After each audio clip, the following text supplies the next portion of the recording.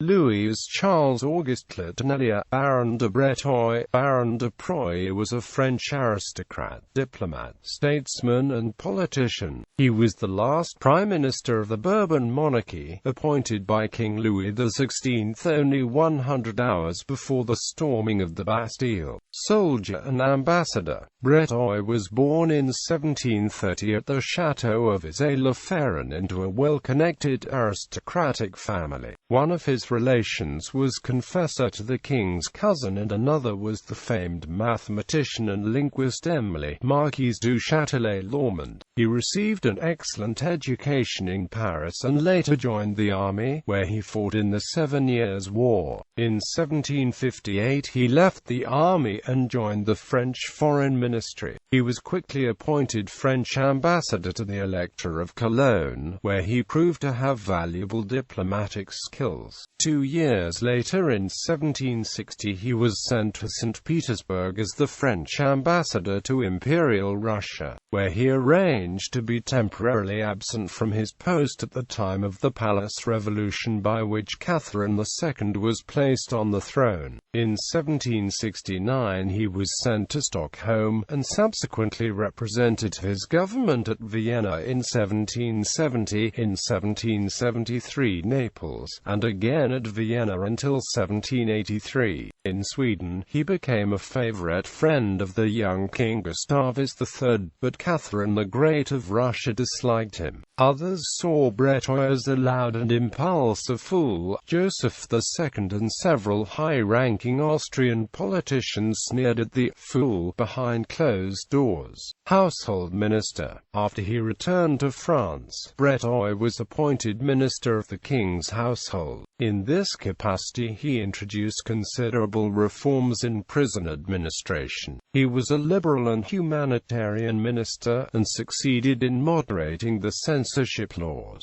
He believed passionately that the monarchy should encourage intellectuals, and not view them as enemies. In 1784 he was named to a position in the Académie des Inscriptions et Belles-Lettres. Breteuil's time as household minister corresponded with the infamous affair of the necklace, which pitted him against his enemy, the Cardinal de Rohan. Breteuil's loyalty to Queen Marie Antoinette earned him her gratitude and trust at this difficult time. Unfortunately, Breteuil underestimated the strength of public sympathy for those responsible, and his direct attack on Rohan left the Queen open to public humiliation. He presently came into collision with Charles Alexandre de Calonne, who demanded his dismissal in 1787. On the 24th of July 1788, Breteuil resigned, exhausted by the struggle for power in the King's Council. He then asked to be allowed to say farewell to the Queen. Marie Antoinette did not resent him for his handling of the affair, and even promised to help him in future if she could. Appointment as Prime Minister. As France became increasingly unstable, Breteuil retired to his chateau in Dangou. Though Breteuil was disgusted with French politics at the time, he remained absolutely loyal to the monarchy. Despite his liberal views on social culture, he complained that anybody who dares to stand up for the old ways is despised, and claimed that we are rushing like madmen to our destruction. Breteuil was contacted by conservative members of the Queen's Circle in 1789.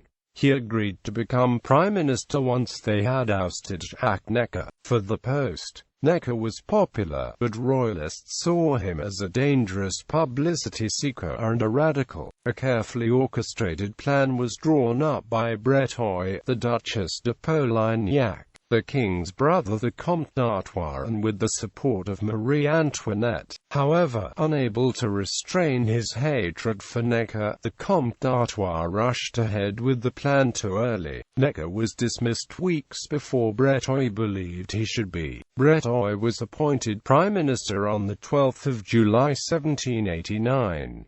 Partly as a result of Necker's dismissal, the Bastille was stormed on the 14th of July. Government in exile. In such dangerous times, many prominent royalists were forced to flee France. The Duchess de Polignac escaped to Switzerland, and Louis XVI sent the Comte d'Artois abroad to save him from assassination. Breteuil went first to a spa town in imperial territory before journeying to Switzerland with the first party of émigrés. The French royal family were placed under house arrest in October. The hatred and violence surrounding them gave the Queen reason to fear for her family's life. To Marie Antoinette's horror and disgust, Artois then appointed Calonne to his council. Marie Antoinette despised Calonne, and his appointment was the end of her friendship with her brother-in-law. She was convinced that he could no longer be trusted to preserve the monarchy's best interests. It was Marie Antoinette's decision, therefore, that Breteuil be appointed Prime Minister in exile. Louis XVI supported her in this move, but it was Marie Antoinette who took the initiative and formalized Breteuil's appointment. In effect, he was now the royal family's chief diplomat abroad. At Saulieu, in November 1790, he received from Louis XVI exclusive powers to negotiate with the European courts, and in his efforts to check the ill-advised diplomacy of the émigré princes, he soon brought himself into opposition with his old rival Calonne, who held a chief place in their councils, the Varennes. In coordination with Marie Antoinette's favorite, the Swedish Count Axel von Fersen, Breteuil organized the royal family's escape from Paris in 1791, garnering support from King Gustavus III of Sweden. The attempt almost succeeded, but was foiled at the last minute by Jean-Baptiste Drouet, the Republican son of a local postmaster. It was also Breteuil who negotiated with the monarchies of Europe to persuade them to fight the French Revolution. After the failure of the flight to Varennes, Breteuil received instructions from Louis XVI, designed to restore amicable relations with the princes. His distrust of the king's brothers and his defense of Louis XVI's prerogative were to some extent justified, but his intransigent attitude towards these princes emphasized the dissensions of the royal family in the eyes of foreign sovereigns, who looked on the Comte de Provence as the natural representative of his brother and found a pretext for non-interference on Louis's behalf in the contradictory statements of the negotiators. His attempts were ultimately in vain. The Bourbon monarchy in France was overthrown in 1792, followed by massacres of many royalists in Paris. In January 1793, Louis XVI was executed. In October, Marie Antoinette met a similar fate. In 1795, the son, Louis XVII, died in prison. Later life, Breteuil himself was the object of violent attacks from the party of the princes, who asserted that he persisted in exercising powers which had been revoked by Louis XVI. After the execution of Marie Antoinette, he retired into private life near Hamburg. Breteuil spent the next decade in exile. His loyalty to the House of Bourbon had ended with the death of the little boy king in 1795. He was hated by Louis XVI's two surviving brothers, particularly by the Comte d'Artois. Breteuil was allowed to return to France in 1802 by Napoleon Bonaparte, having made his peace with the First French Empire. He tried to urge other royalists to join him, but he was largely unsuccessful. Most preferred to stay loyal to the exiled Bourbons. Breteuil died in France in 1807.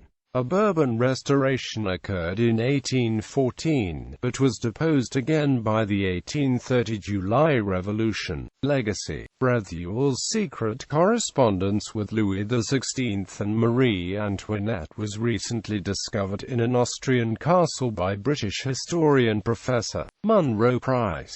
His findings were presented in The Fall of the French Monarchy, Louis XVI, Marie Antoinette and the Baron de Breteuil. To date, it is the most comprehensive book on Breteuil's career and his fight to save the French monarchy. The Pavillon de Breteuil in Chevreuse, France, home of the International Bureau of Weights and Measures, is named after the Baron.